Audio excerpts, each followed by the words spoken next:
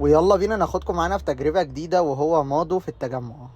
وماضو هو رحلة اللذة عبر التاريخ من زمن العثمانيين لغاية يومنا هذا. كمان عندهم قعدة اوت دور حلوة جدا، بالذات لو الصبح وقلنا نطلع بقى نشوف القعدة الاندور اللي في الدور اللي فوق، والفيو بتاعها كان عالمي.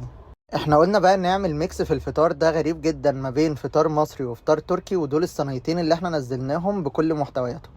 وهنبدأ بصينية الفطار المصري اللي فعلا مفيش حاجة ملهاش علاقة بالفطار المصري مش موجودة. وأول حاجة هنبدأ بيها الفول، وكان عالمي، والجبنة بالطماطم خرافة، والبيض المدحرج في حتة تانية خالص، والطعمية بسمسم كانت تحفة. والحلو بتاع الفطار المصري عسل بطحينة وكان عالمي.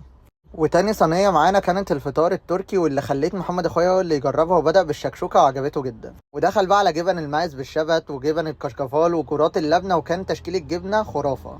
والبوريك اللي بالسبانخ ده عجبه قوي. وقال بقى يخش يحلي بالعيش العالمي ده بعسل الشمع والقشطة، وكان يا جماعة طعمهم